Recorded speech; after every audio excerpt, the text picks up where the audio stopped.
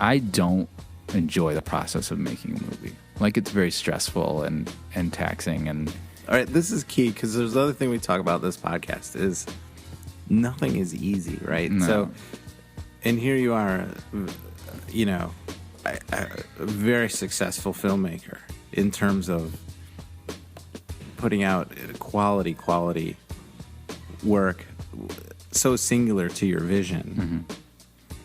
Explore that a little bit more, because it must be torturous then for you to like have to write a script. Yeah. And that part is hard. It's hard to write anything, right? I like the writing, and I edit them as well, and I like the editing. The times where I can just sit by myself in my bedroom and do my thing. But when it's all, I produce these with my girlfriend as well, Ashley Young, and it's just us.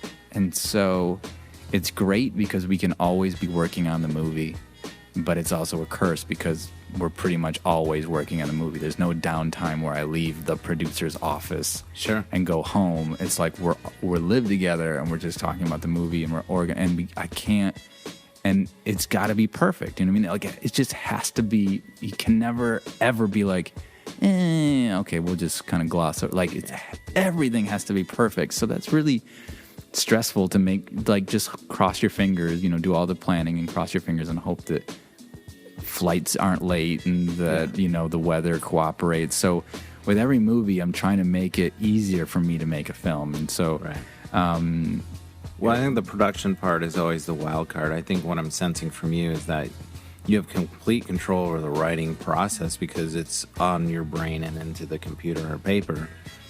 And also the editing is, once it's in the can, it's in your full control, and you can take your time. And there aren't all these curveballs thrown at you like there are on production. I'm basically a control freak, and you can't have full control, and you shouldn't have full control when you're making it. But so after Buzzard, we made a movie called Alchemist Cookbook, and I was like, I don't want a bunch of locations. I don't want to be running around town. Just like, if we can just go out in the woods, one spot. But still, with that was difficult because we did have to deal with the weather and things like that. I was like, I was like, in the next one, just one room. Right. Let's get it easier and easier. So we that was where the idea started. I was like, it's this movie where a guy never leaves his room. And I was like, even more focused, he never leaves the couch. Yeah. And I was like, why wouldn't you leave the couch? And I was like, well, in basically my daydream is to like play video games for 6 months and just have nobody calling me, no obligations. I don't have to go to work. Yeah. I don't have, just like that. That would be amazing.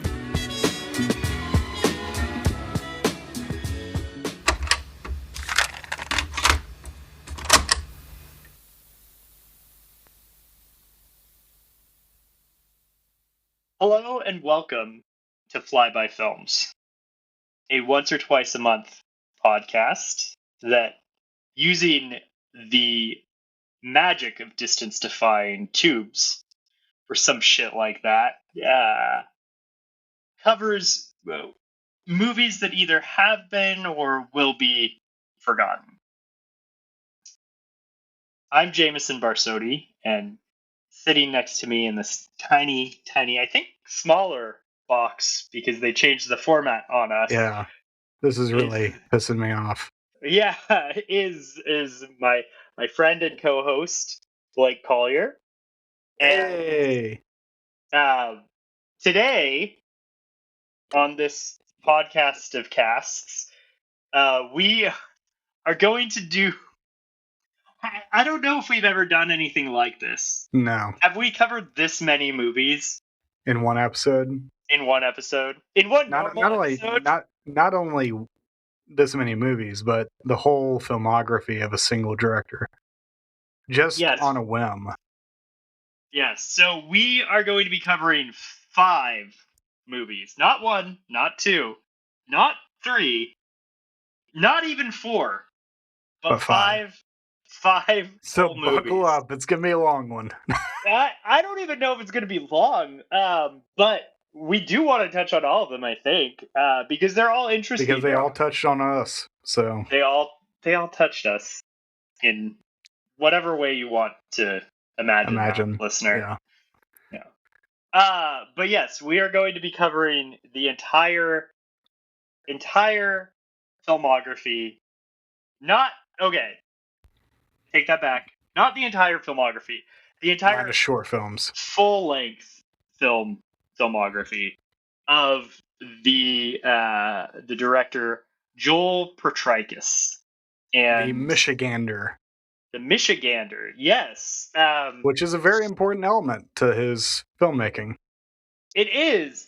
And I will note that this is the second episode in a row that the theme has been Michigan, or Mm-hmm. maybe not theme, but like location has been Michigan. Yeah. So, yeah. So remember, good listeners, that we had Brad Kelly on last episode, and he covered his book, The Earth and Dark, which I actually recommend. I thought about it a lot after, and I did like it. So, Yeah. definitely Same check it here. out. But yeah, he was a Michigander, and the book was written in Detroit, and now we're going to be covering movies from someone, I think, on or around Grand Rapids. Yep. Kinda, In that general vicinity. Yep. yeah. Sob Noise Collective, Oh yes, Sob Noise Collective. which is a great name. Yeah. Um, So Blake, do you remember the names of the movies? yes, I do, and I think I can do them in order too. I have them written down. First I'll keep you released. honest. Okay. First is Ape. And then second is Buzzard. And then third is the Alchemist Cookbook. And then fourth is Relaxer. And then fifth is Vulcanizadora, which is a hell of a name.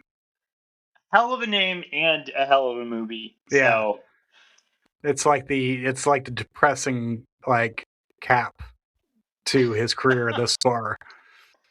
yeah.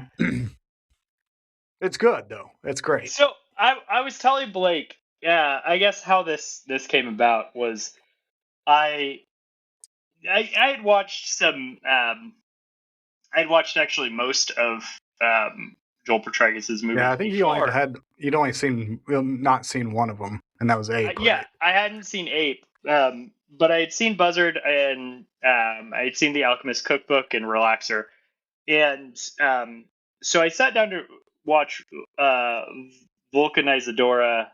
I think a couple weeks back, and I'm not being maybe slightly hyperbolistic, but it's been a couple weeks, and I still like feel the same way. I was pretty blown away by it. No pun intended. But I think I actually think it's a really good movie.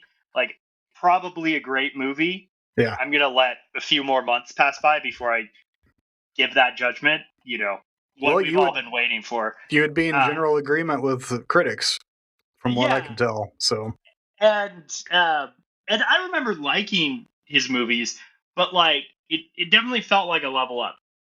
So I was just thinking about his movies, and actually, like, it's kind of like when you're listening to an album and you're like, oh, okay, I'm vibing with this, but like then you hit a song and you're like, oh, I really enjoy this, and it makes you go back and listen to other things. So I was thinking about his other movies after watching this, and if you're keeping track, we've been covering prison movies.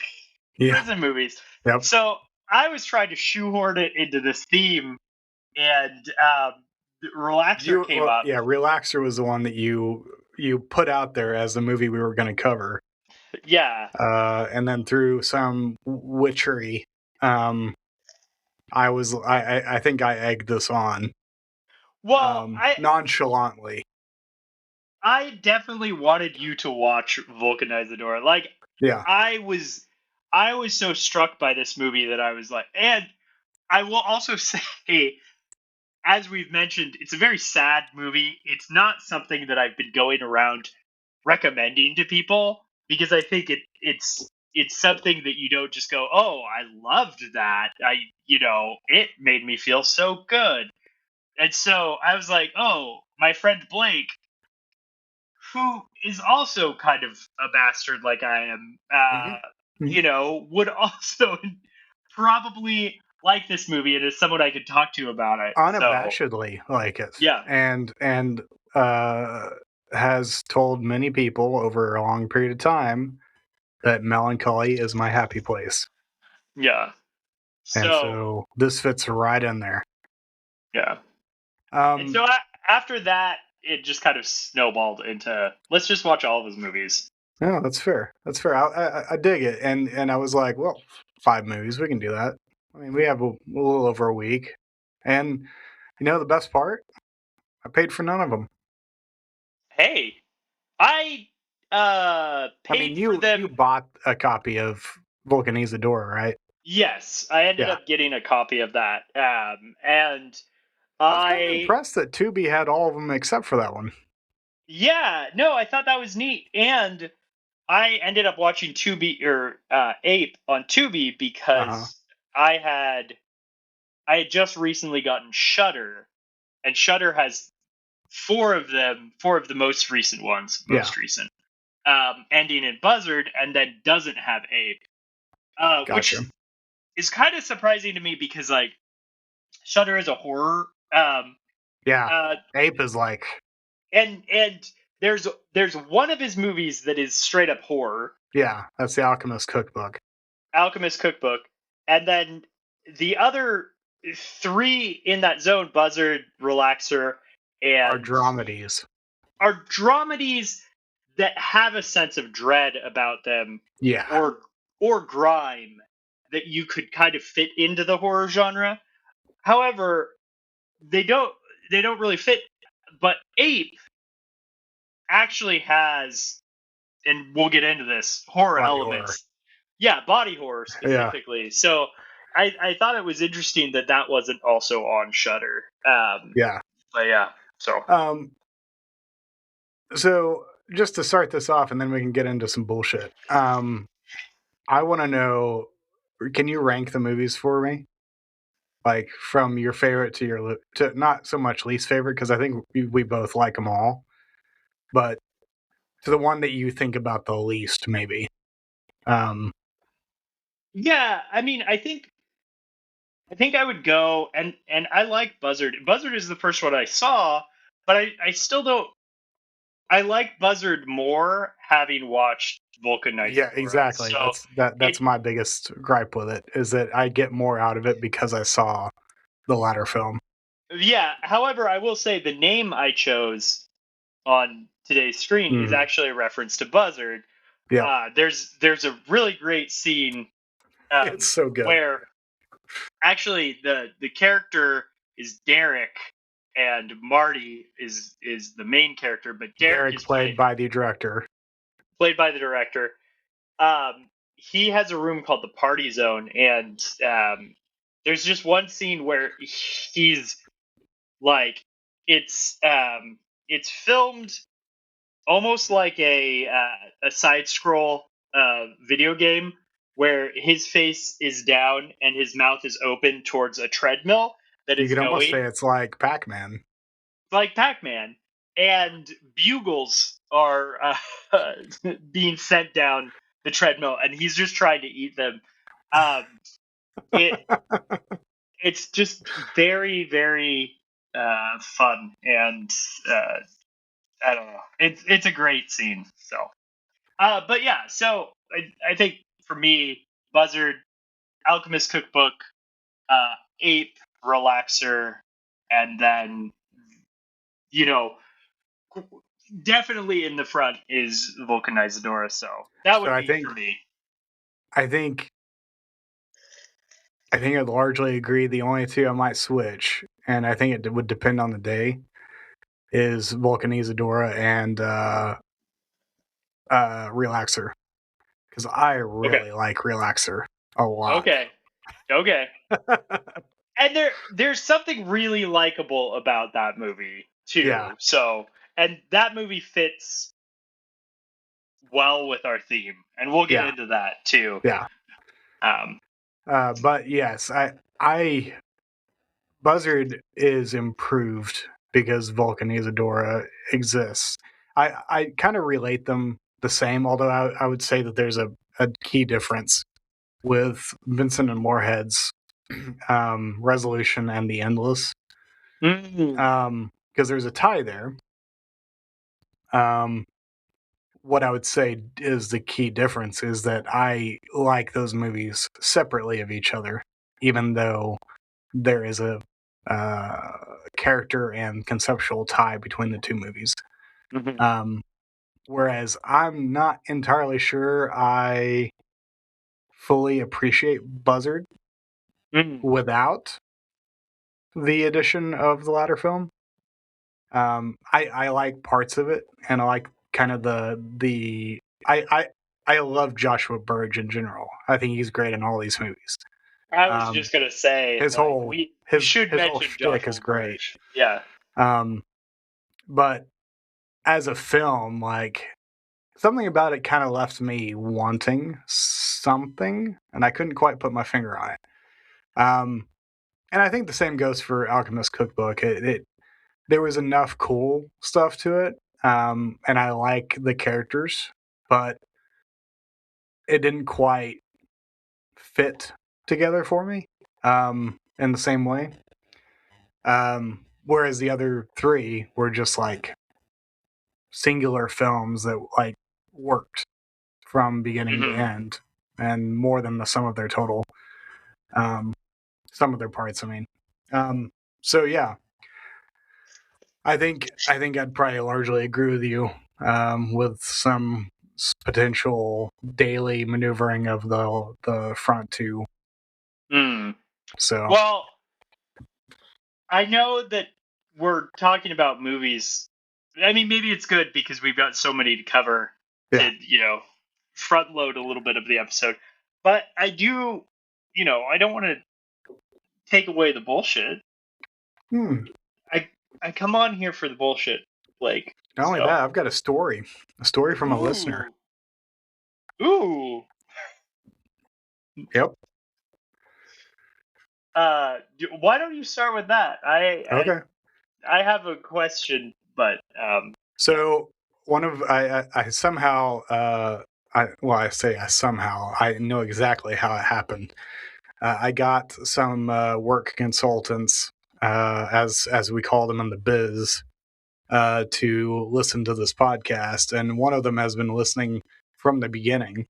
And he told me that I had completely forgotten that this was in our first episode, but one of the potential titles for this podcast was "Show Me Your Movies." And I don't recall why he mentioned this on a work call. That this was, but someone was like, "What did you say?" Because they thought he said, "Show me your boobies." Yeah. And he had to explain it. He's like, "No, you don't like it's a gag. Like, was show me your movies because it sounds close enough to show me your boobies." So I told him that he is officially our hype man, and he told us that he told me that anytime we want to pay him, that he would quit his job and become our official hype man. Well, I mean, what type of salary reduction is he willing to take? Probably significant, if I had to guess. Okay. But no, I mean, he's got a significant salary, so probably it would have to be, we would probably go broke real quick paying his salary. Wow. Luckily, we don't. I mean, I was gonna say we could give him, 100% of what this thing makes. True. That's true. So yeah, that's fair. So I yeah, don't think you can feed your family on $0. No, I can't, and neither can you. I had forgotten that that was a potential title. That's really funny. I remember now why we were talking about it. I think there was a Captain Falcon tie-in because he would say, "Show me your moves." So show me your movies. And then funny. Also the show me your boobies. It delights me to know that stupid jokes from almost 4 years ago are coming back to haunt us. Not coming back to haunt us, coming into the zeitgeist. Yeah. That is my work culture. Well, okay, so I guess officially this podcast is Flyby Films show me your movies. Or, Actually, I think we should just go full semicolon. semicolon. Just because. Just because we can. Because no one can tell us what to do. It's our podcast. Yeah. You know what? We could change it now. We could always just up and change the name. It's true, but then your wife would have to redo the art. And she ain't got time for that. That's true. She's got knitting influencing to do. Yeah, absolutely. and growing a child. Growing a child, raising yes, a child. Yes. But mainly knitting influencing. True. That's the main thing. That's the main drive here. Jamison, what you said you had some hot takes. Yeah, give me some hot takes. Speaking of wives, I have a hot take, and I think that this one is a hot take. So hot. Because it has to do with something that just happened. I actually have a lot of. Just happened like maybe 5 minutes ago, or are we talking No, I don't know, 24 hours ago. Okay, all right. I want to be clear. I'm not saying don't celebrate your wives. I think you should celebrate your wives. But my hot take is that I think we need to get back to the true nature of Mother's Day. It is about mothers. And I think that needs to be our focus. Instead of wishing it to everyone who happens to be a female? No, I think that's fine. But what I'm saying is I see a lot of people put most of their focus on their wives. And I think you can have it both ways. You could put a lot of focus. I'm not saying don't celebrate your wives. I see where you're going with this. But I think we should redirect that energy to our moms. And then train our kids to direct that energy to their train them up in the way they should go. Yeah. Yeah. I mean, really, I'm just trying to start a pyramid scheme where Hazel is doing the work for me. I mean, it's fair, but it's a fair concern, and I think you're right. I, for one, don't think that I should be put on the line to get a gift from my wife because she's not my mother. Yeah, I think that's fair. If anything, I should help the kids learn how to pick out their own fucking gifts, and then give it to her. And look, I think it's a fine line between being a loser who doesn't recognize the day and doesn't recognize that you've got mothers surrounding you in all these capacities. But, one of the things we did was Kira, she wanted some time off. This was actually a Mother's Day / birthday gift. She got an Airbnb and was like, I just want to exist in that away from you guys for a day. I was like, perfect. That sounds great. And so she went and did that. And then Hazel and I went to a store and we got some gifts, and I had him pick out a gift, and I was like, pick something out that you want to give to mom. And he got her a Smokey the Bear magnet. So love it. Yeah, and I said, do you think mom would like that? And he said yes. And I said, great. Then that is what we are getting. And then, I got her something else, and we made a cake, and I tried to make the day special for her, and I also sent my mom a card and flowers. But yeah. Anyway, just my hot take. No, I like it. What are your thoughts on Father's Day? Same thing? You know what? Actually, my thoughts on Father's Day is, and this might be It doesn't even matter. hotter. An even hotter take. I would 100% destroy both Mother and Father's Day if I could. No, I'm in total agreement. Okay. I think about 85% of holidays in this country are bullshit. I'm all for Christmas, Thanksgiving, Yeah, Halloween, and birthdays. If I could just pare it down to all, I don't even like birthdays. I know you don't. I kind of like my birthday. I think it's an excuse to like do something, and then my friends feel a reasonable pressure to also do something with me. So it's like an excuse to do that. Uh, that sounds That sounds like manipulative. coercion without consent. Yeah, no, Jamison. exactly. That's what a birthday is. Uh, do you think I asked to be born? I'm just play This is acting true. that feeling. This is So. true. And you are a very special young man. No, I think it's ridiculous how every day nowadays has a holiday. Except for like what? It's like there's like one that's like April 29th or something that it'll became officially like National Nothing Day or something like that. Like it's actually like the only day that there isn't like a quote unquote holiday on.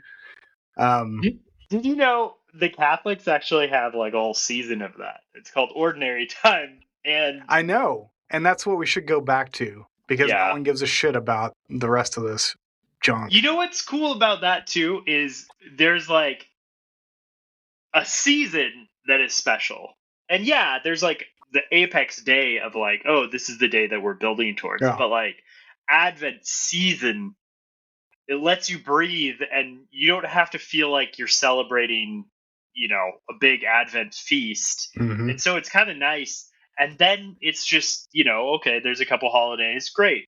That's fine. I'm not against holidays. I just want to peel some away. Yeah. I am generally against holidays. So, I'm just kidding. I think that yeah, I don't know what I think anymore. I'm just gonna stop thinking. Yeah. And again, It's gonna save me a lot of heartache if I just stop thinking. I feel like we might get some angry listeners because of this take. I mean, maybe not. Who? Out of the 21 now. We've moved up 4, by the way. I think some of my friends feel differently about holidays and Mother's Day and different things. Well, your friends can't keep a fucking book club going, so you know what? Much for that. You know what's funny about that is I was just having a bike ride with Greg the other day, who's been on the podcast, and he was also the one who started that book club. And he turns around on his bike and he looks at me and he asks, "What do you think happened to the book club?" And we had a discussion about it, and I think I mean it was a good 3-4 years of that thing. I caught the tail end, like the last year and a half, I think, something like that. Yeah, but yeah.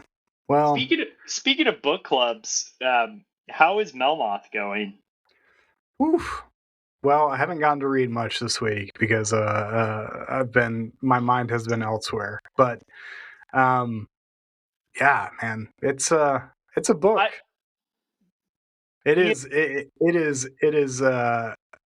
taxing, not necessarily in a bad way, but you have to pay attention because if you linger and you don't keep your mind like on the prize, you will get lost so quickly.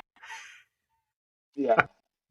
I wanted to say, Ian, if you're listening, I am still on chapter 5, which is the long ass chapter. The next but- one is not is long also, but not as long. Yeah, It's like 20 pages shorter. So it's still long, but the dude really fucking hates the monks, man. he does. I was gonna say I figured out a method that works better for me, so I'm on the upswing of like catching up with the rest of the group. But like I think I told you, I'm reading it and I'm listening to someone read it at the same time. It's probably smart, honestly. It helps me, and maybe that makes me also seem dumb, but like Do you use your finger while they're reading it? sometimes I'm doing that as well.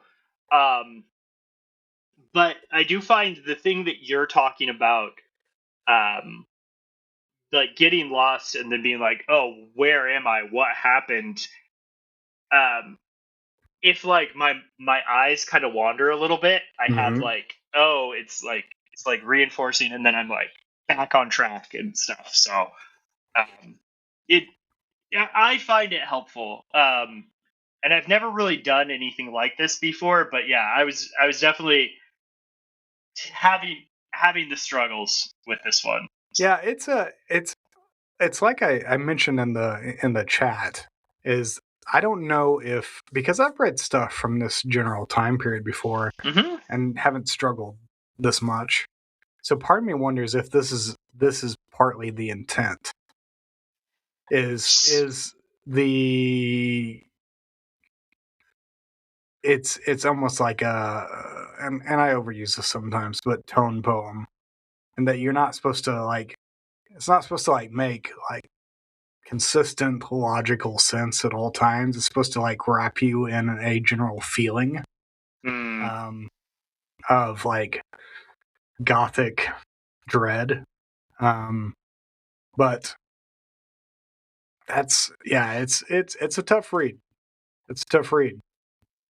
Yeah, I mean, even just narratively, like it's like a story within a story within a story. Yeah. I found a Reddit thread about it, and they were talking about like I think someone mentioned. I'm surprised that it doesn't have it doesn't have the same relevance as like Dracula, Mhm. Melmoth, because it is legitimately creepy, and there's like Yeah. there's a really weird vibe about it, but then someone chimed in and was like, yeah, it's not nearly as as easy to read No. as Dracula is. So I think in that time period, and I think it came out before Dracula. Dracula was a little bit later, but still, like there were books that were easier to read. Oh yeah. Like this is kind of intentionally, like you said, kind of a tone poem. Like It's you're supposed obfuscating. yeah, you're supposed to get lost because it's supposed to kind of feel almost suffocating in some Yeah. ways, and Yeah. yeah.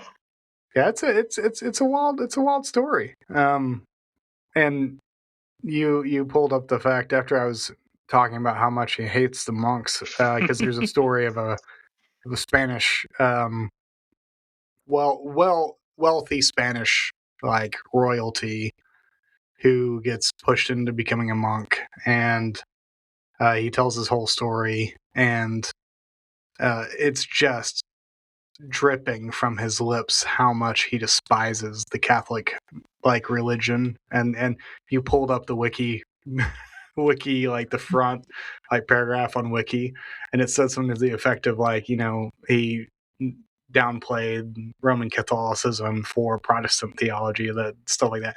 And my book, I think it's a Penguin Classics edition or whatever, has an essay by some guy that kind of goes through a lot of the different like background of the author, and one of those sections is on his Calvinism, which I thought was hilarious. So, another way we can thank Calvin.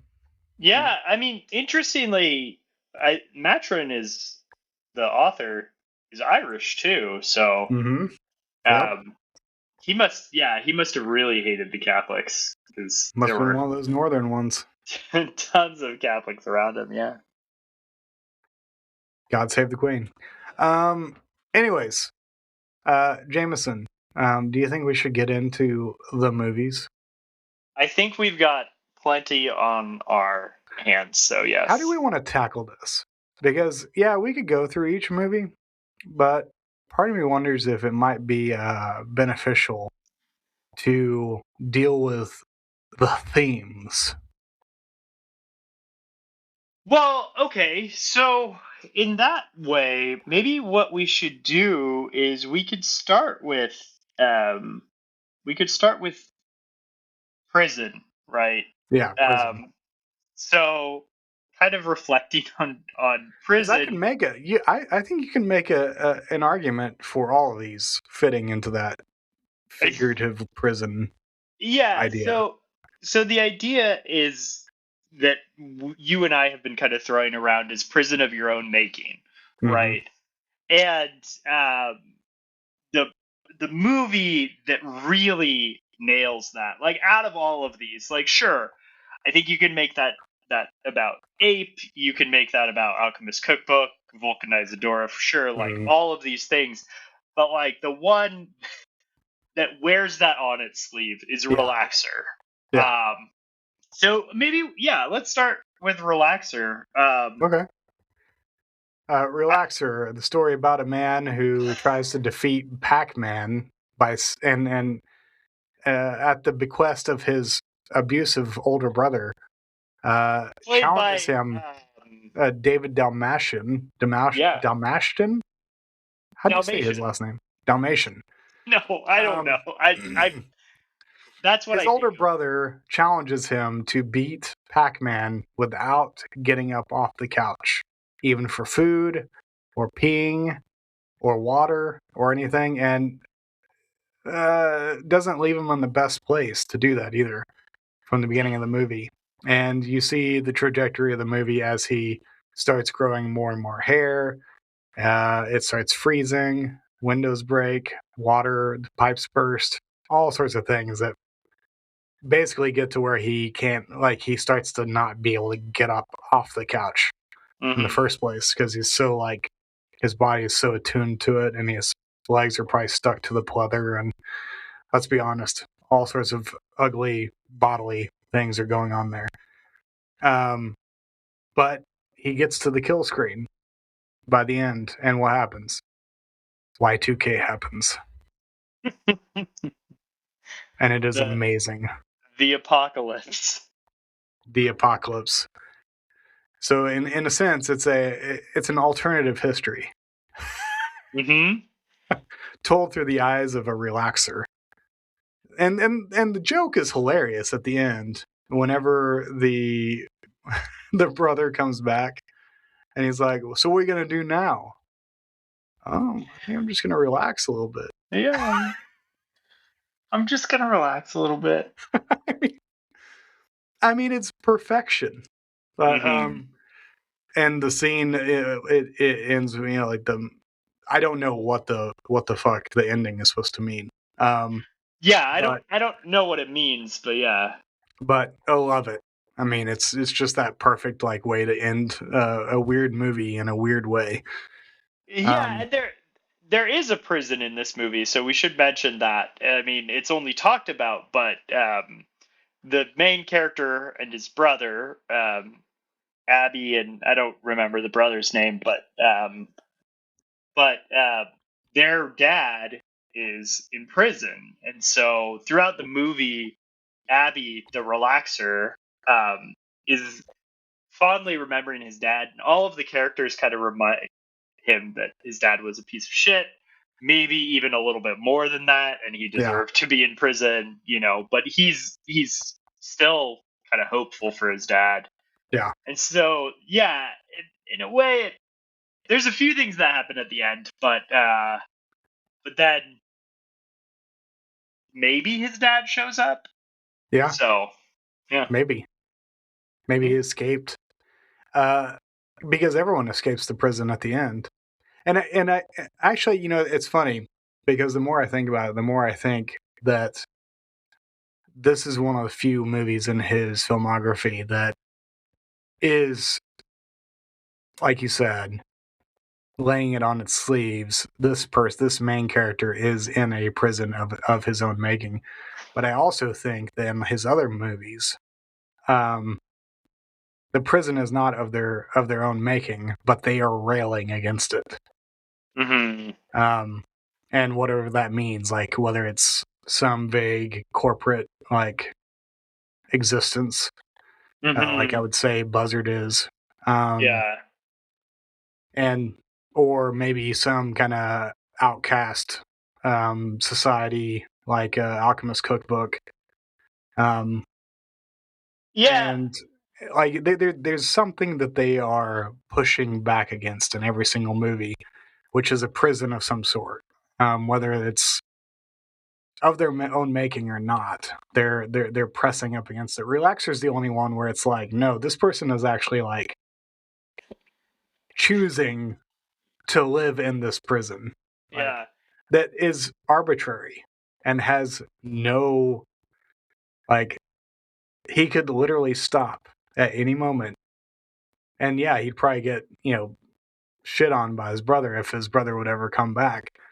But he would be able to eat, have Yeah. access to a bathroom, all this stuff. All But he would need to do. at the same time, like I get that.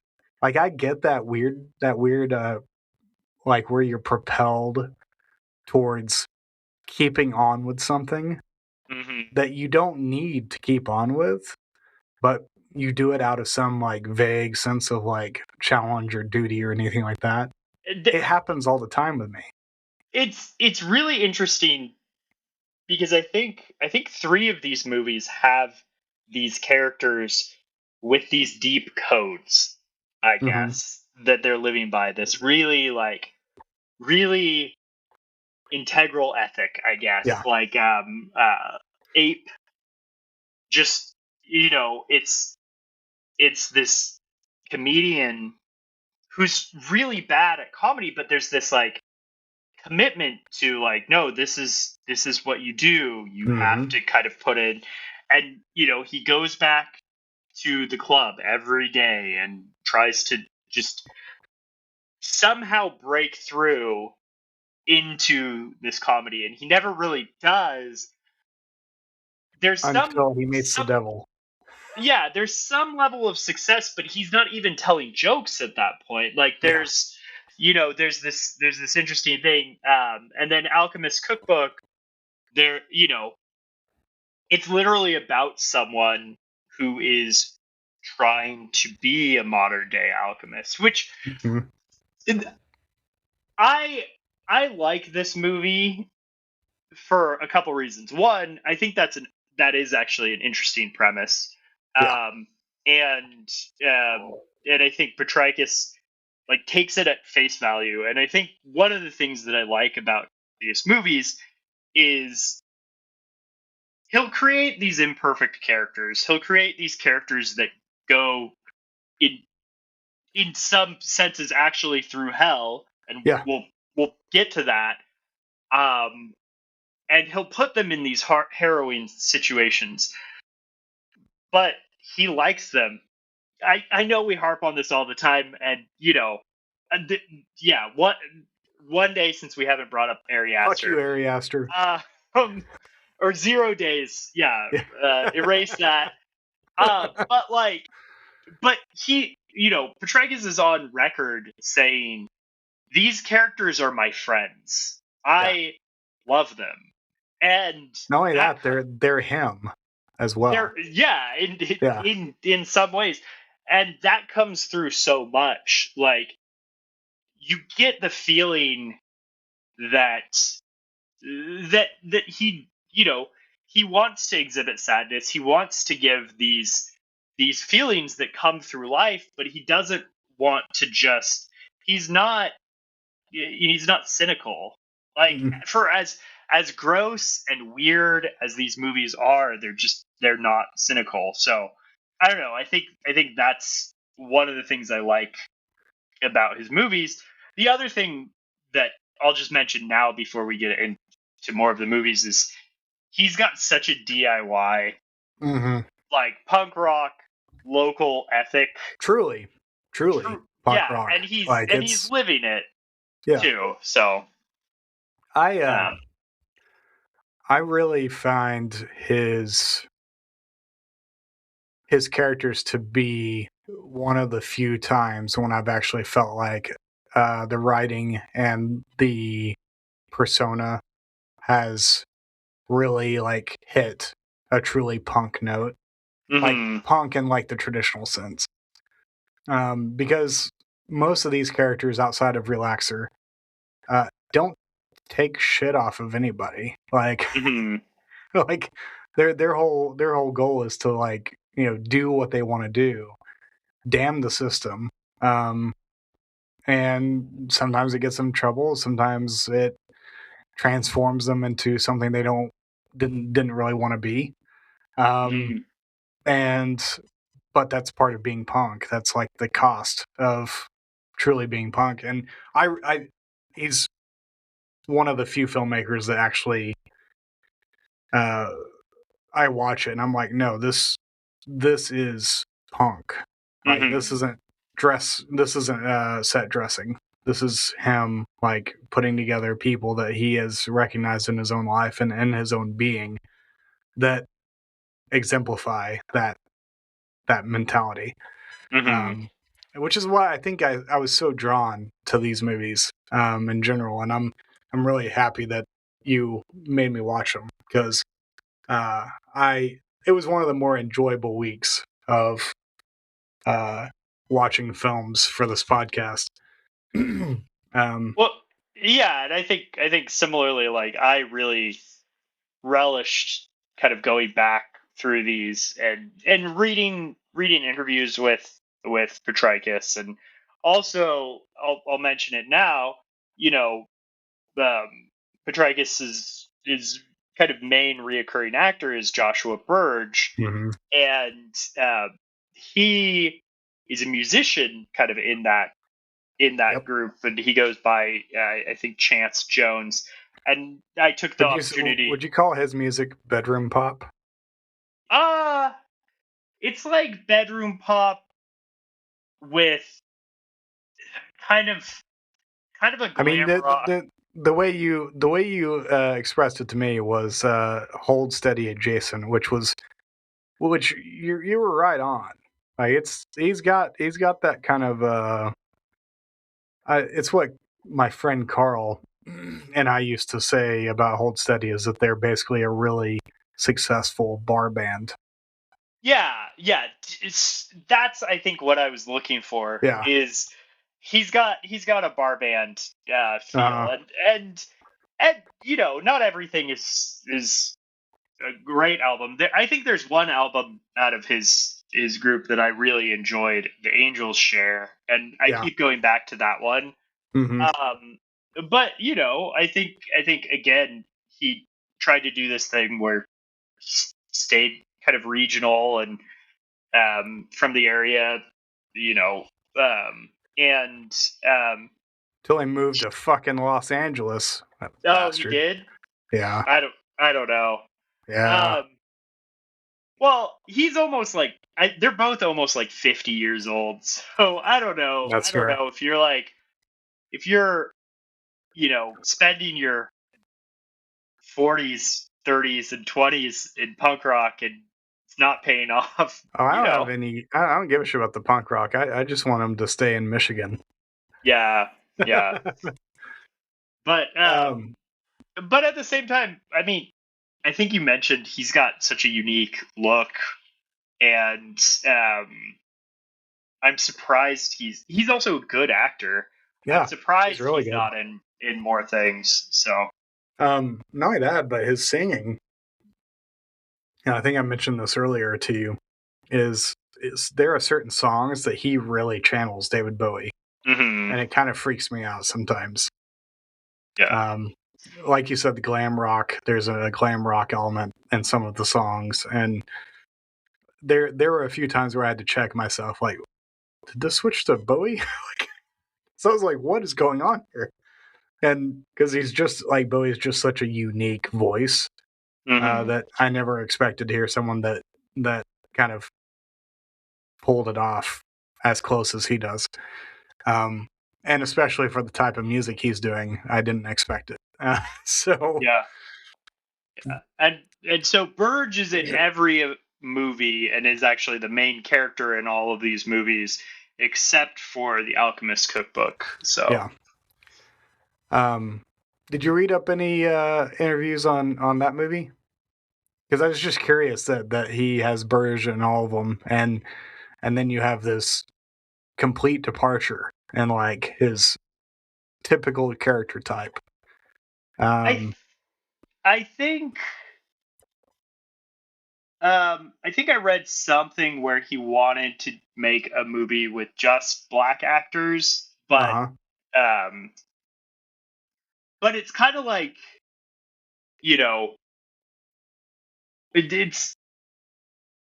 it passes that in the same way that you would complain about like Primer not passing the Bechdel test, Yeah. where it's like there's only two characters in this movie, in the entire thing, so like, these I don't know. I think I read that somewhere, but I don't know how actually integral that is to it. Yeah.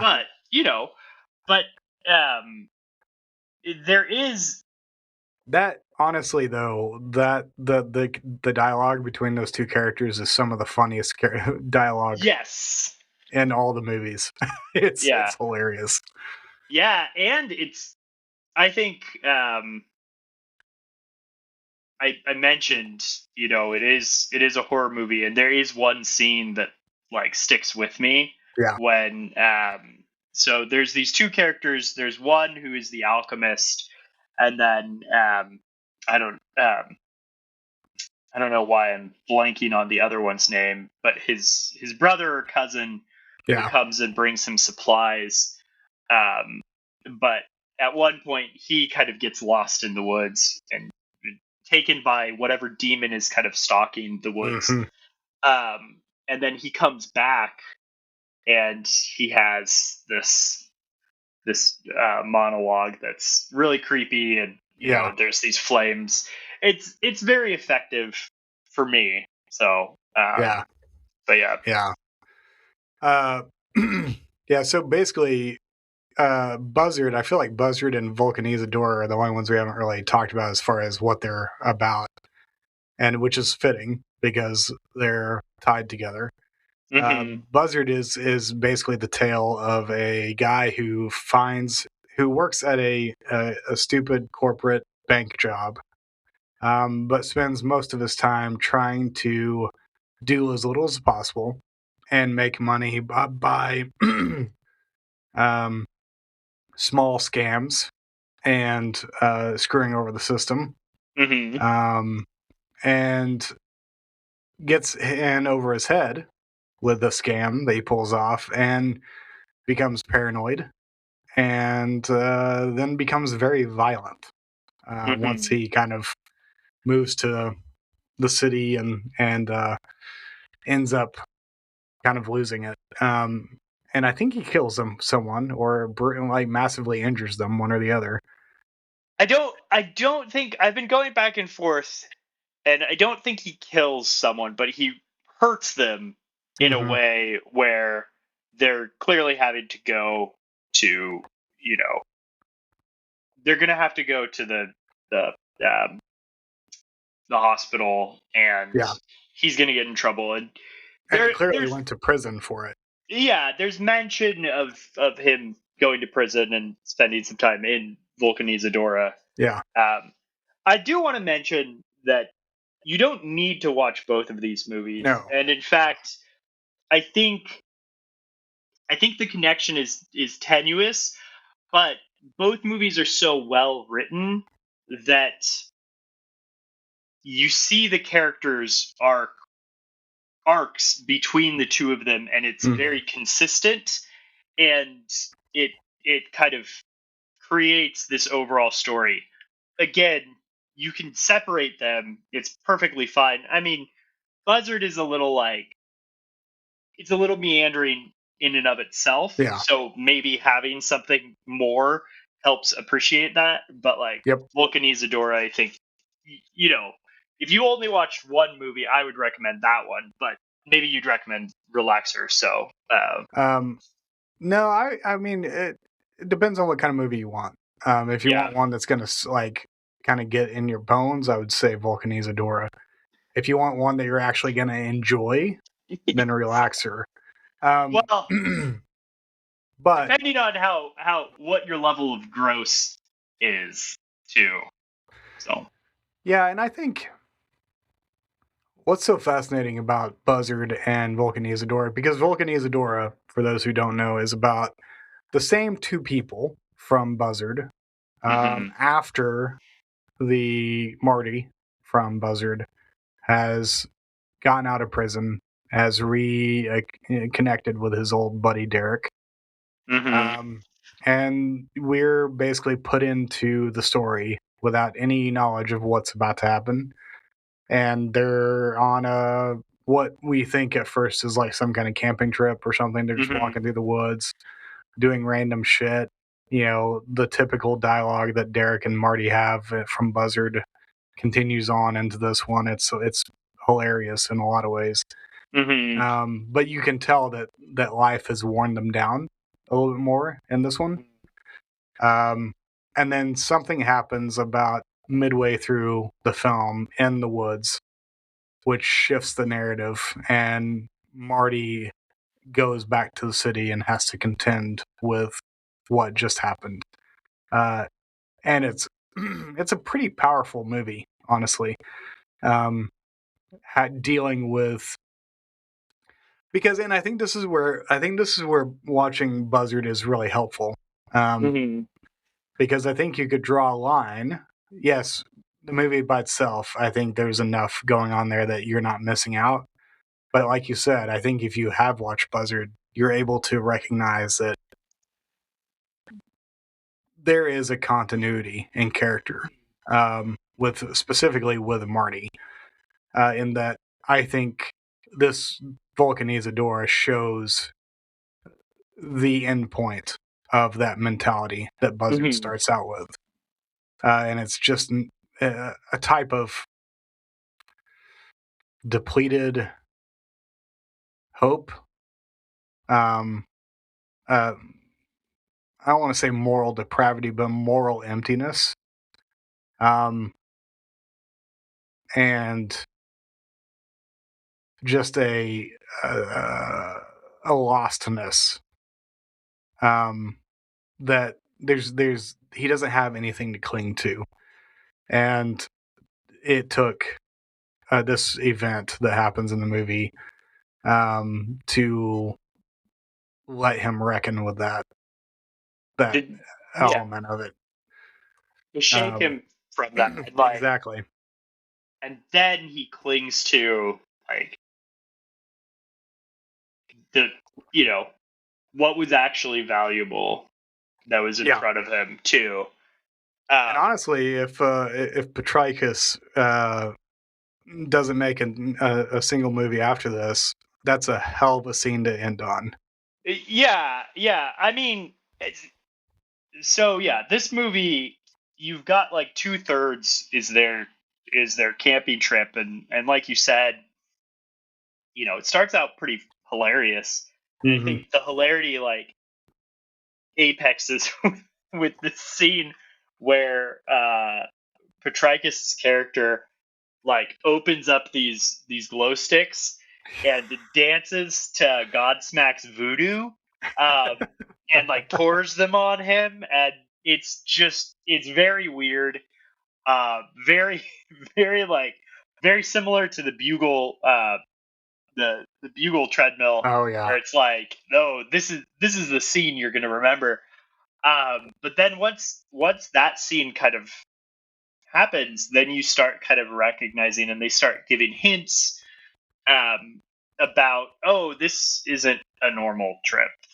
There's a darkness to this trip, and then I guess we can kind of spoil this, but it turns out to be kind of a suicide pact trip. Yeah. And and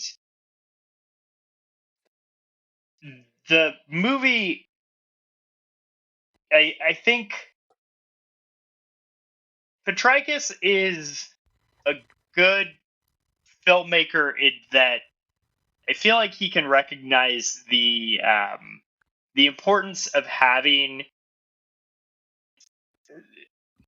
singular like objects in a movie and singular things and bursts of violence and um, I do think that there's a danger in some of these things where you could Ari Aster it where like, oh, okay, there's this violence and then what do you do with it?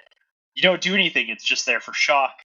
And this movie, there's definitely things. There's definitely a shocking element to it, and very similar to Buzzard.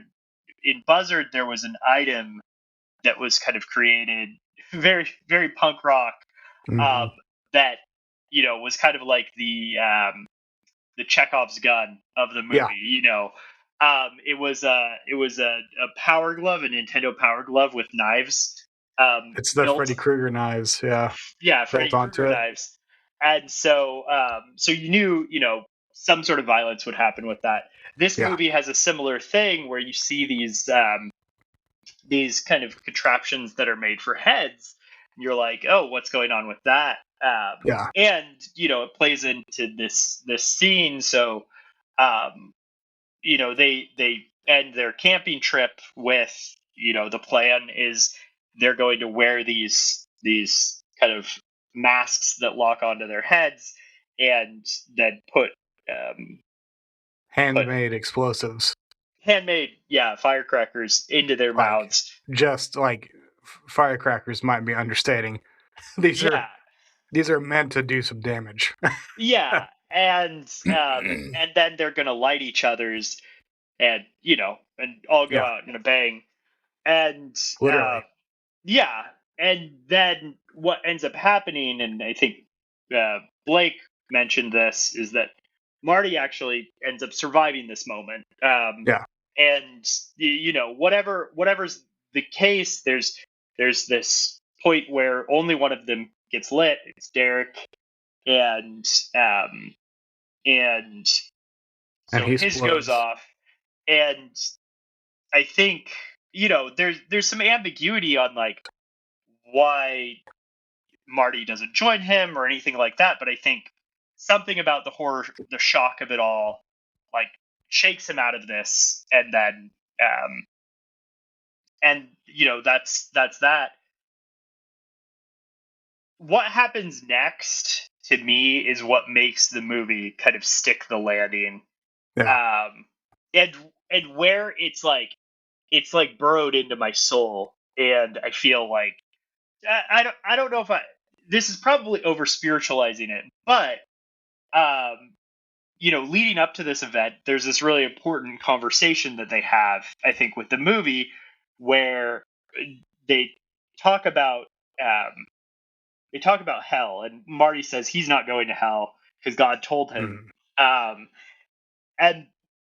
it's really interesting because Marty doesn't seem like the type of person that believes in God, but he's like, no, this happened to me when I was young, and I'm going with that.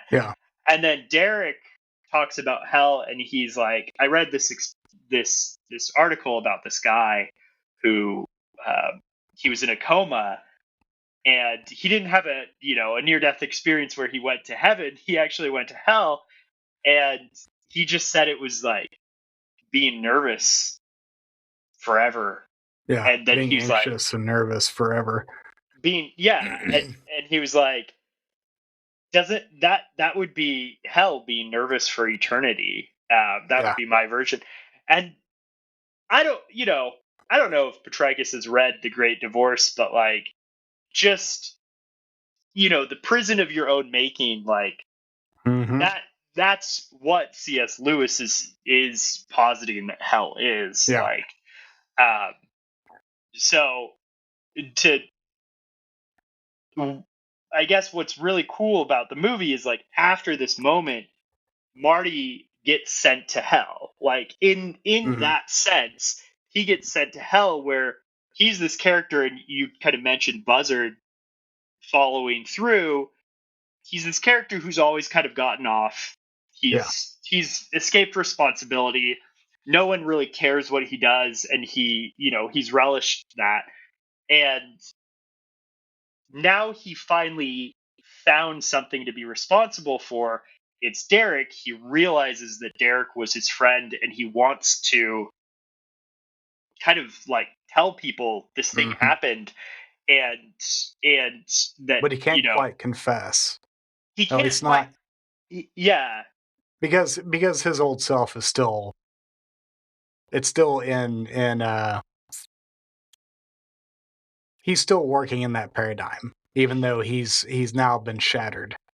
Um and he needs to be found out. He doesn't need to be he doesn't he can't confess, so he needs to be found out.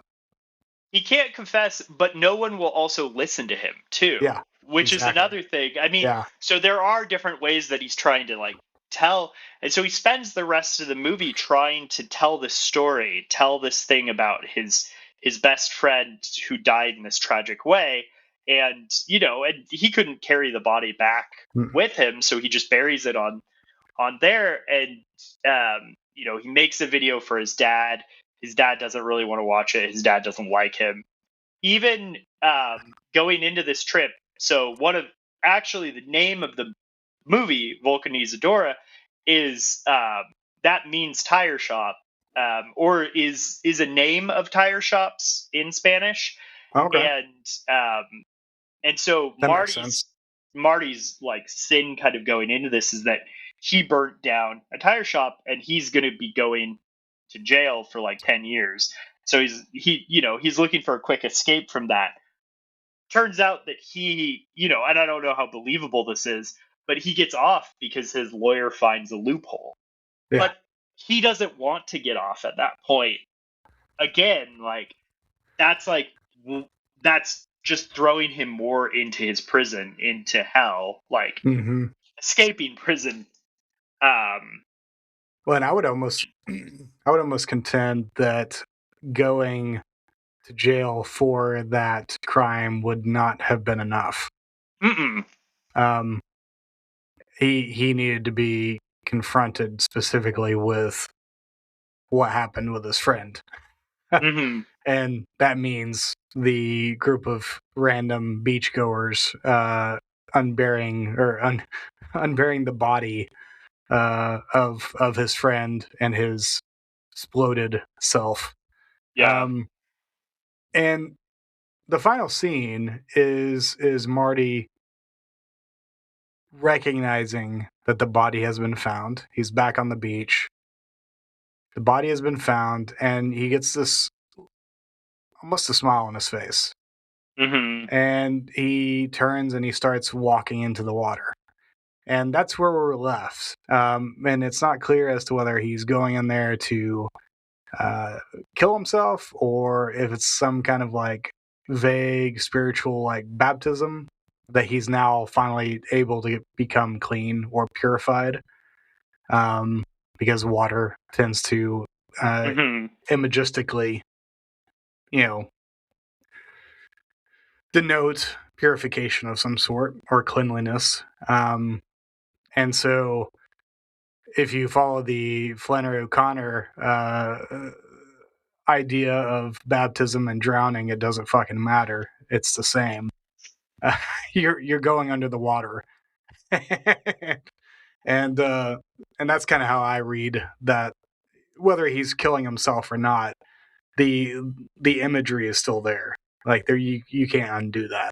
So Yeah, and again, I'm not, I don't want to glorify killing yourself, and hmm, and I don't think this movie is, but you mentioned that kind of smile on his face. He's just spent, this time with this like infinite guilt that he's never able to get rid of. And he, there's this scene where he keeps digging, he keeps trying to find Derek's body and trying to discover it.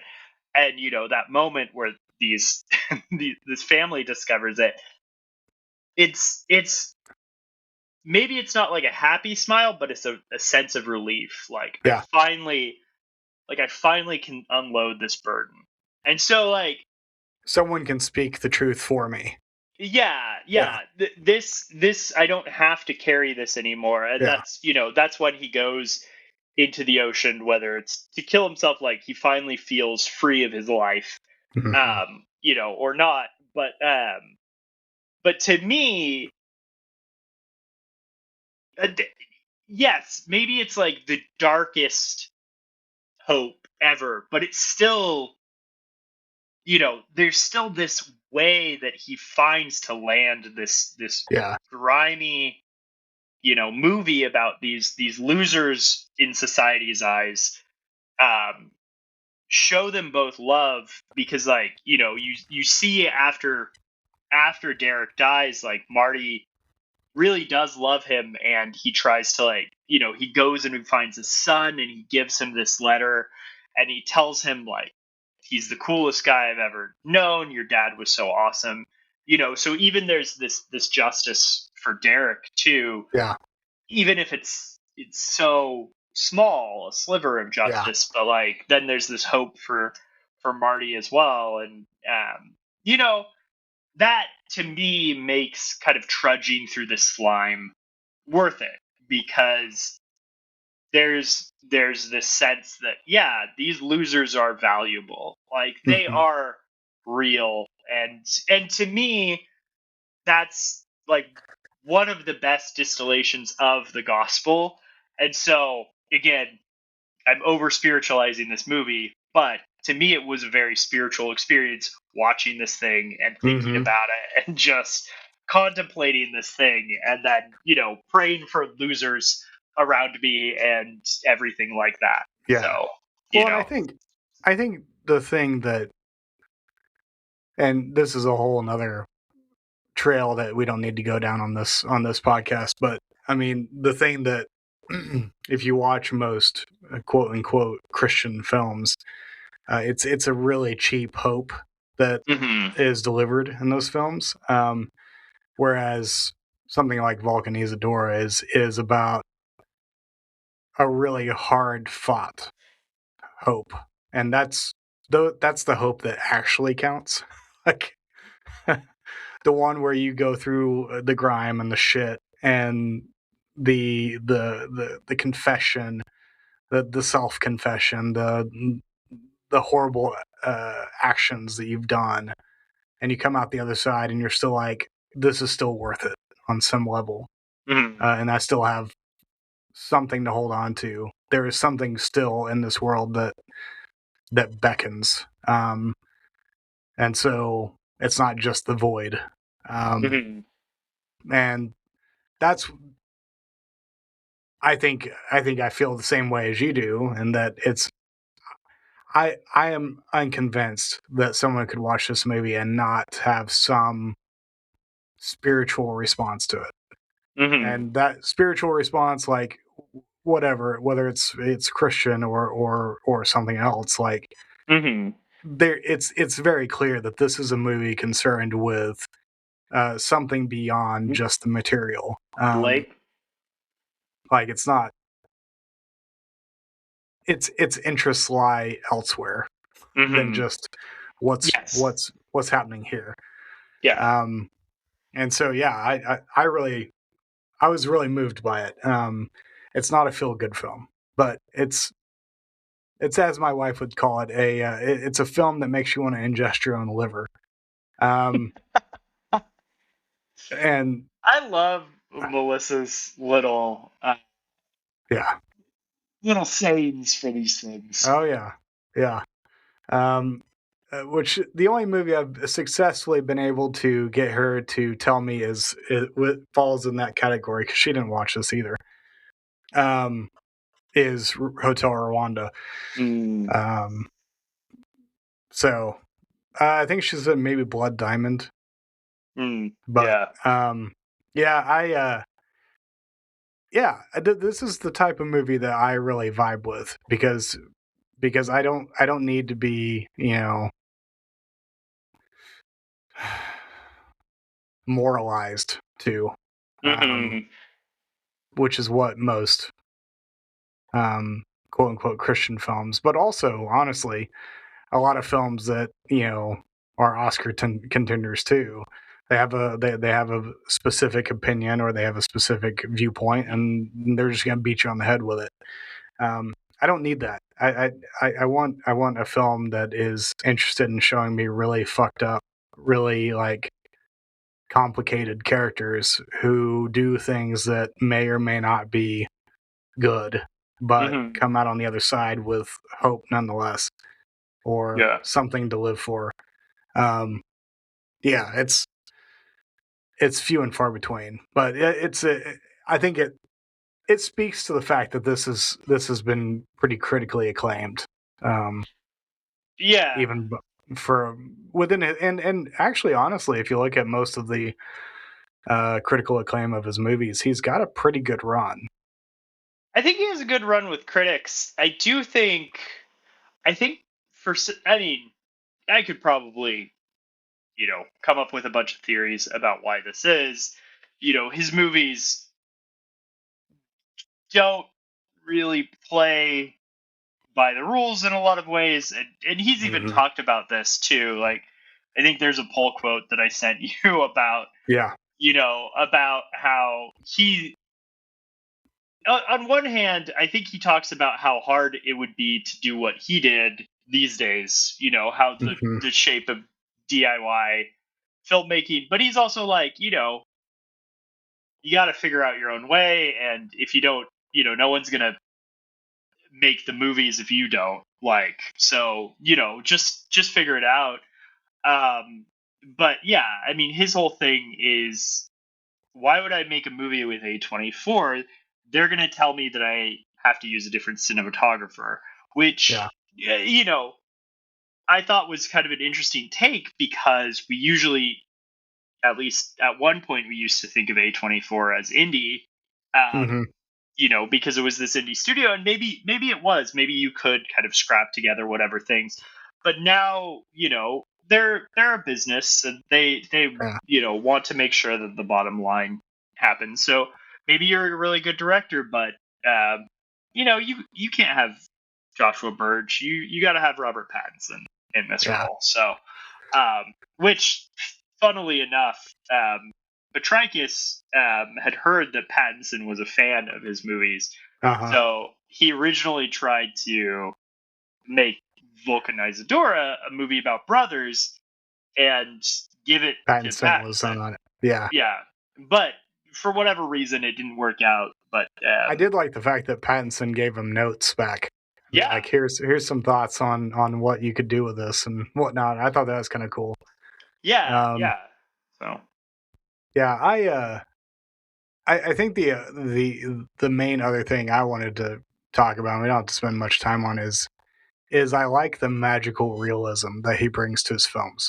I mean, hmm, with Alchemist Cookbook, it is a horror story, and so there's definitely supernatural elements going on there. But even in his other films, like there is a it's there. It's present. Even in Buzzard. Like at the end when he's looking at the TVs and he sees himself in the TVs and one of the TVs shows him running away while the other ones show him remaining where he is.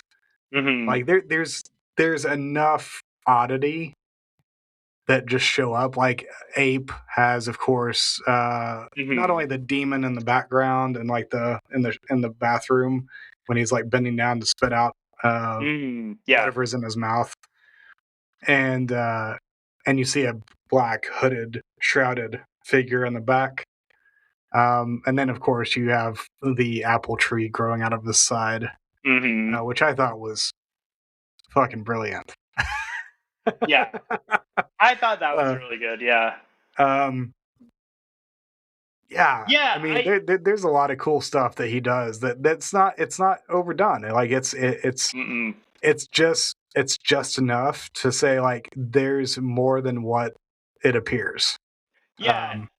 Even in the Alchemist Cookbook, like there's a couple supernatural scenes where it's front and center, but most of the time it's kind of in the background, and it's very much showed, or I mean, kind of hide the monster, and it makes it creepier for that. But yeah, I would say Ape. There's that scene. Buzzard, like you said, there's that. There's almost Buzzard is interesting because I think about it now, and I was watching it, and I was like, oh, these schemes wouldn't work today, and it's really interesting because I think in some parts of the country they also wouldn't work in 2016 when it was made, but I think it really like benefits from being, Michigan, and you still had kind of this not everything is, the internet hadn't turned into full panopticon, right? Yeah. Where, it could be used to spy on everyone. But that last scene kind of makes me think that, you can't outrun society, which is what Marty is always trying to do. Yeah. Like it's growing more and more. You know, it's kind of reining in these types of people like Marty constantly, and then Alchemist Cookbook has that relaxer, even despite the like alternate history, the apocalypse thing. He gets X-Men powers by the end, like and I love that while the world is like having its own crisis, he's just locked into this completely meaningless, in the scheme of things, meaningless task, but it becomes this true hero's journey, and it gives him these powers. And I think that's just very fun. And the people that he the people that come by the apartment and the relaxer, those interactions are so fascinating to me, because it's so much could have been accomplished with any of those people, and yet he doesn't accomplish anything with those people. But that's part of the movie. Is like when you're in the prison of your own making, like you're so in tune with that thing that even when help comes, you're not going to like recognize it for what it is. Like, it's. I mean, that I think the only movie in his thing that doesn't really have a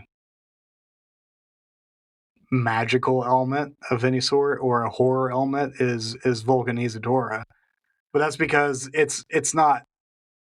It doesn't need it. But it's like, but even that, like, I mean, what do we keep talking about, the spiritual element of it? Like that is exactly. like, it's like oozing with this, very much so. And that last third of the movie, like I think you're supposed to like identify it with. I'm supposed to, whatever, I'm not saying you're supposed to. You're right. You have to read this, but you have to. You identify it with hell, right? And so like there is this supernatural, magical realism sense where the supernatural is just just a squint away, right? So I after our Discord chat on Vulcanizadora, I pulled out my copy of The Great Divorce, because I was like, why don't I just like reread this and put together some kind of article entitled something like the renovation of hell, or something like that, because there's been a lot of fascinating movies that have come out in the last 2 or 3 years that have done some really powerful exploration of hell as a concept, that I find fascinating. What is it about now that has us appraising this concept that for a long time had kind of been like the redheaded stepchild of Christianity. You know, it's like the thing that no one wants to talk about because it's problematic. But Yeah. now I think it almost seems like we're starting to like, okay, maybe there is something to it on some level that we're missing its attributes that might actually be helpful for our society, even if it's just figuratively. Like, I think there's a lot of interesting language and imagery that's been used lately, and so this would be part of it. I think it's fascinating because I honestly like. I think I agree with Derek. I think the idea of being anxious and nervous for eternity sounds like a living hell. Um, no relief from it. So, Blake, can I ask you, why do you think what's your hypothesis going into this? Not saying that it can't change, but what are you thinking is the reason why in 2026, rather than, the year, maybe take 2001 before September 11th, 25 years ago. Why do you think hell was, or how do you think hell has changed, and why do you think it's changed? Oh, that's a big question. Just give me your hypothesis. It doesn't have to be like well thought out. I'm not going to give you a hard time. So on a really like surface, like almost too on the nose surface level, I think people are starting to reacquaint themselves with the concept because of specifically a certain character in our national news that very few and increasingly fewer people like. And I think we're starting to I think there's a reckoning of some sort in that, like, we like to think the best of all people. The idea of inherent goodness has been something that has kind of followed through American tradition for a long time. And I think we're starting to realize that maybe that's not all it's cracked up to be. And whenever we have, specific, we're far enough away from Hitler to where we don't feel the imminence of his evil as much anymore. And I don't want to be the guy who calls Trump a Hitler because I don't think that's a viable comparison. But well, I think everything's been kind of neutered, right? Like, yeah, everything's been neutered. Maybe Trump is like the modern Hitler, but because like he also kind of exists in this like cushy reality. Yeah. Like, I think he has too many creature comforts to actually be as effective as Hitler for whatever. I think he's the. Did you ever see Jojo Rabbit? Yes. Yeah. Okay, so Sam Rockwell's character. He's a Nazi, but he's presumably gay. And is kind of a characterization of himself, like a spoof of himself. That's how I view Trump. Yeah. He's too caught up in his own self-creation myth to be anything like Hitler. And so I think maybe he lacks the redemptive arc of Sam Rockwell at this point. But, yeah. Oh, for sure. Yeah. I don't think anyone is far away from redemption. Yeah. We can always hope. Yeah. But yeah, more than likely not. At least nothing about it seems to be heading in that direction. But yeah, I think I agree. you know, But he's like a show, a theater version of Hitler. mhm. And I legitimately think that makes him less effective in that way. So Yeah. like, Yeah. weirdly, that Because it's gives me mostly show. It's yeah. not. So Doesn't yeah, mean that like he's on not dangerous, but yeah. a surface level, I think if I were to say like what's on most people's minds, it's probably that. Mm, I think in order for those kinds of things to actually like come to the forefront in like culture, there's got to be something more deep than that. That's too surface. It's too like uh, in the news. I think there's got to yeah, be an undercurrent that's going on here that I haven't yet put my finger on. I think he's a symptom. I don't think yeah. he's the sickness. So Yeah, I would say, I mean, I agree with you, and I think I kind of gravitate towards like the idea of like the billionaire class or whatever you want to call them, that mhm, you know, kind of this like this idea of an untouchable, right? yeah, And hmm the thing about hell is that no one no one escapes the judgment, right? yeah, Of do you go to hell or not, and then the flames. And I think there's a sense where a lot of people feel like they're struggling in comparison to these people who, in their mind, they get to do whatever they want. You know, yep, there's probably a lot of truth, and there's also probably a lot of like, um, made up sense about all of these things. yeah, But I also agree with you that like maybe that's where the feeling starts. Is like I really want Sam Altman to like have to reckon with hell. Like yeah, I don't love hmm that he gets to make all these decisions about my life, and I want to make sure maybe that's where it starts. And yeah, put Sam Altman, put someone else's name in there. There's this rotating cast of like I don't know, a couple thousand billionaires out there. hmm Sure. Um and they're all kind of, you know, seen as being the puppet masters. Um so maybe it starts with that, but I think when you start to actually digest what yeah, hell is and the microcosms of like how inequalities happen and how you kind of hmm equalize something with that, then it starts to get a little more deep, and then you start like, oh, okay, yeah.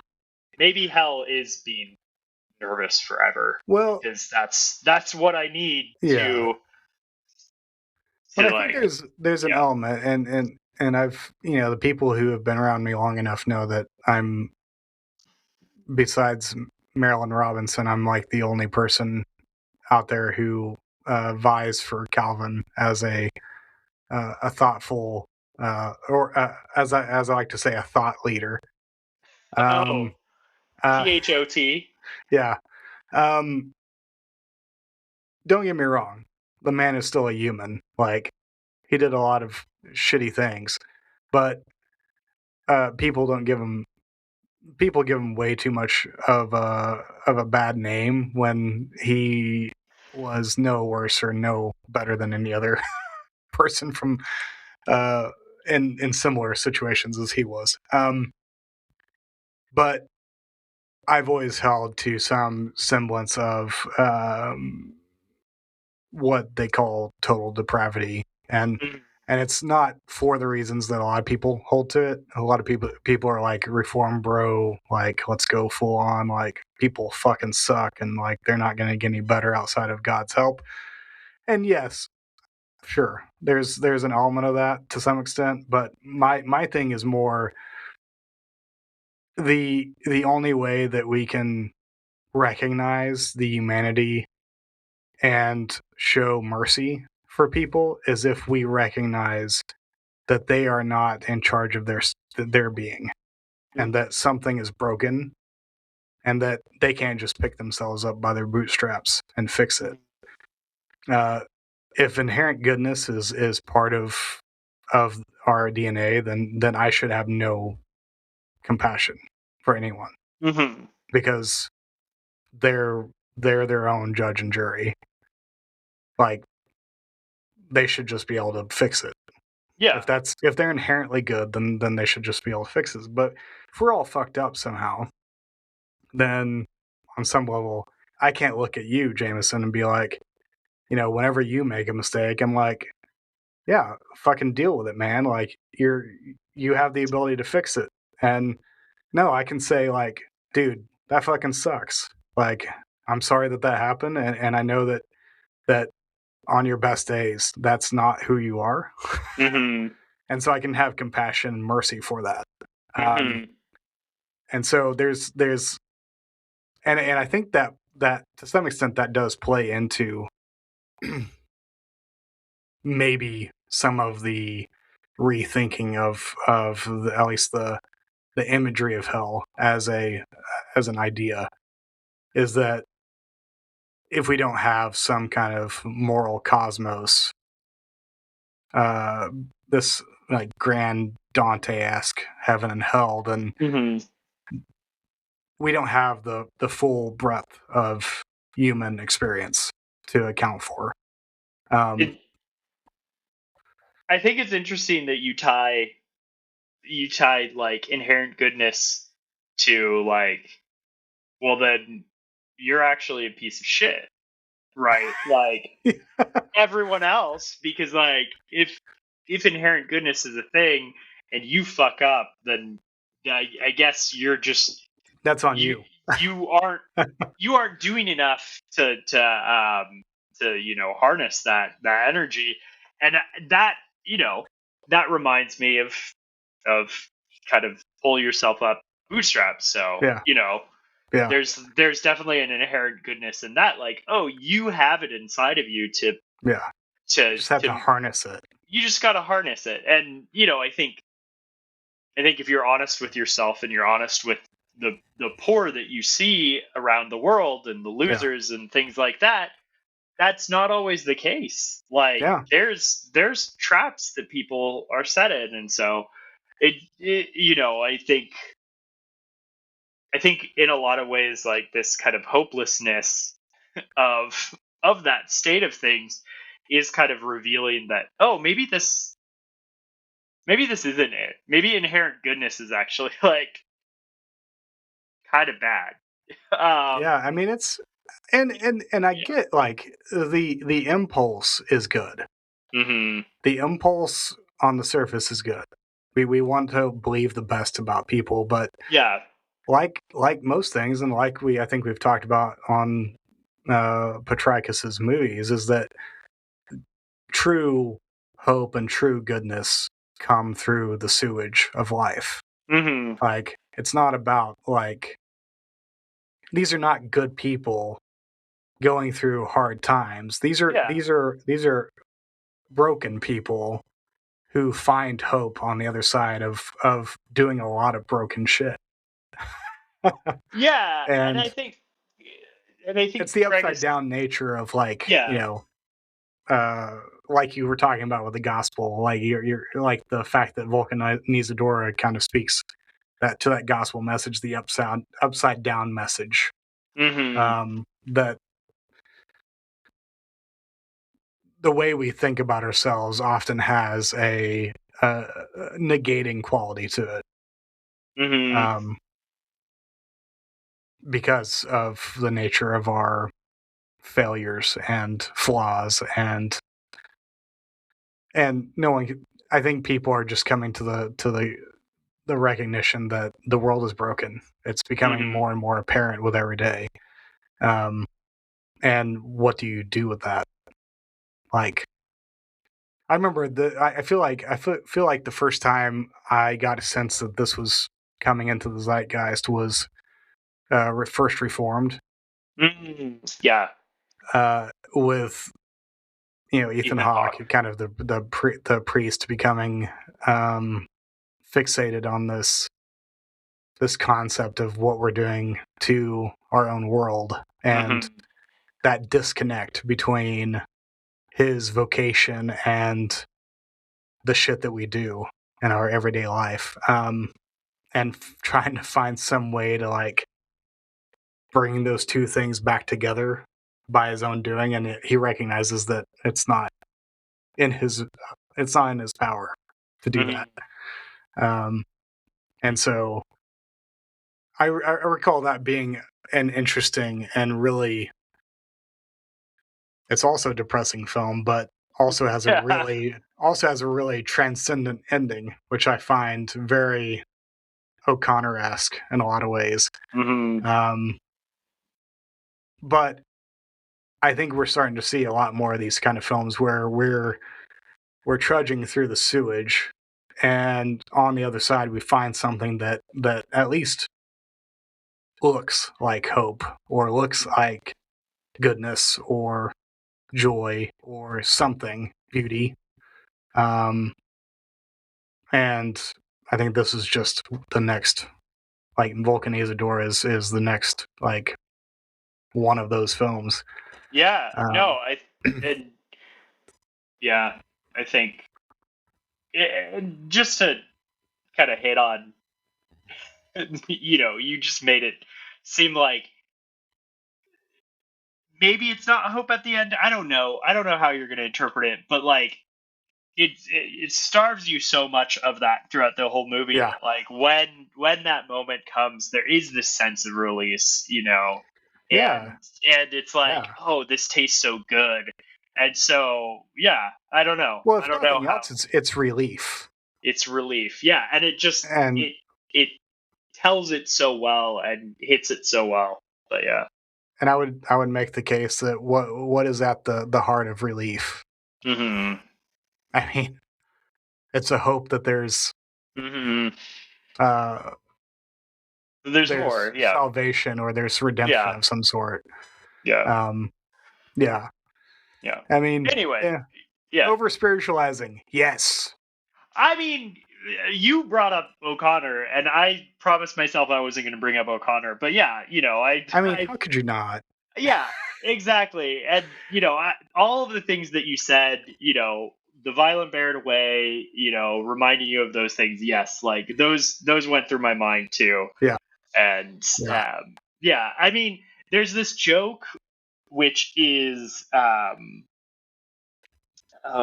it's actually a tweet that's like, guy who's only seen Boss Baby watching his second movie. Oh, I'm getting a lot of Boss Baby vibes from this. And I love that because that's how I feel whenever I'm like, oh, it reminds me of Flannery O'Connor, because I'm like, oh yeah, I've only ever read Flannery O'Connor. Not true, but like it feels yeah, that way, the whole yeah, scope of things. And I'm just like trying to pigeonhole it into yeah. all these things. But, the fact of the matter is, people read these things. We tell the same stories over and over again. So maybe there is a little bit of Boss Baby in Vulcanizadora. So Well, and I think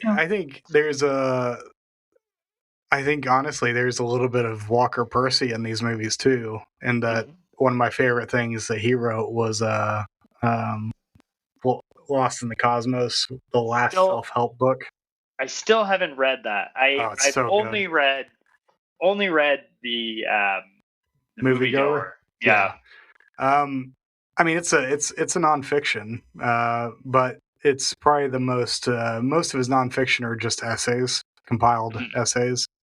This one's of a single piece, like, and it's the first thing I read by him, um, outside of the moviegoer, of course. Um, but he has a thing in there where he talks about the pre and post suicide person, Mhm. and how the person who's gone through the dark night of the soul and has come to the verge of killing themselves but has stepped away, um, gets up in the morning, sits down on the front porch, and breathes deeply Mhm. because a new day is dawning. Whereas the the person who has not come face to face with their own mortality and the idea of suicide has their breath high up in their chest and is anxious and nervous, And he said it's about the fact that we have the ability to, not that we should, but that gives us the peace and the ability to like go through the day, knowing that all of this is vapor. Like it's just, Yeah, he's great. I love his shit.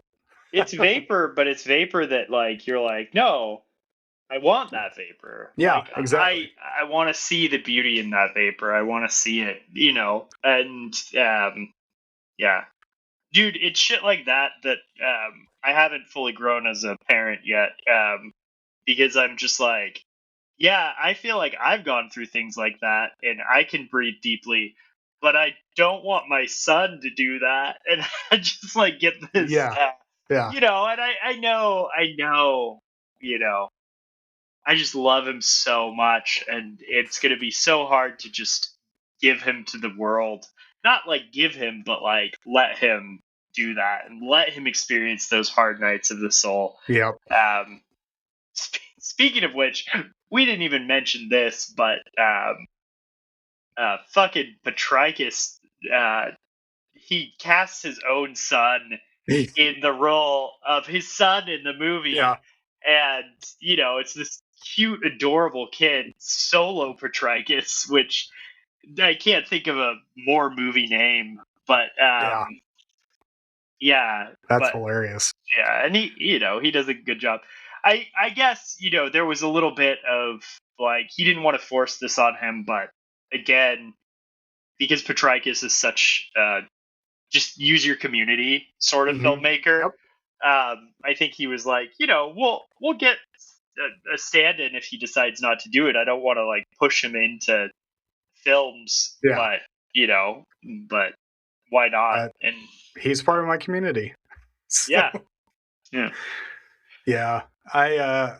I'm starting to as I become